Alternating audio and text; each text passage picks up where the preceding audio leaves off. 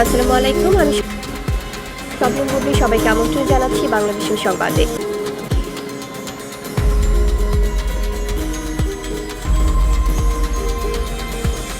আবারও বুবলি সংবাদ পাঠিকা হয়ে যোগ দিলেন বাংলা ভিশনে।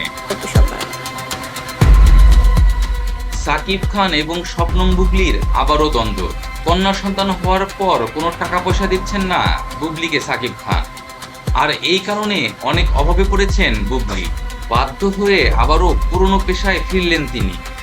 গতকাল রাতে বাংলা ভিশন টেলিভিশনে যোগ দিয়ে প্রায় 15 বছর পর নিউজ পড়লেন এই নায়িকা।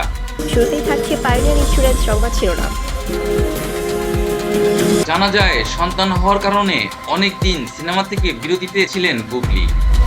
নিজেকে আবারও ফিট করতে বেশ খানিকটা সময় তো লাগবেই, এদিকে সন্তানকেও সময় দিতে হয়, তাই ফুল টাইম কোনোভাবেই এখন সিনেমা করা সম্ভব নয়। এদিকে সাকিব খানের সাথে টানাপোড়েন তো আছেই। কন্যা সন্তান হওয়ার পর এখন পর্যন্ত বুবলিকে দেখতেও চাননি সাকিব খান, এমনকি কন্যা সন্তানের কাছে গিয়েছেন এমনও কোনো খবর পাওয়া যাচ্ছে না। শিরোনাম শুনছিলেন পাইনিয়ার ইন্স্যুরেন্স সংবাদ শিরোনাম। এদিকে নাকি গত 1 বছরে একটি পয়সাও দেননি বুবলিকে সাকিব খান, তাই বেশ আর্থিক সংকটে পড়েছেন তিনি। শোনা যায় বুবলি প্রায় 15 বছর পর আবারও বাংলা ভিশনের সাথে চুক্তিবদ্ধ হয়েছেন।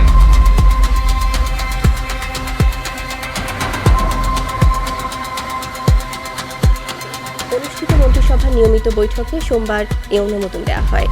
চলতি বছরের জুলাই থেকে এই পে স্কেল কার্যকর হবে। নতুন পে স্কেলে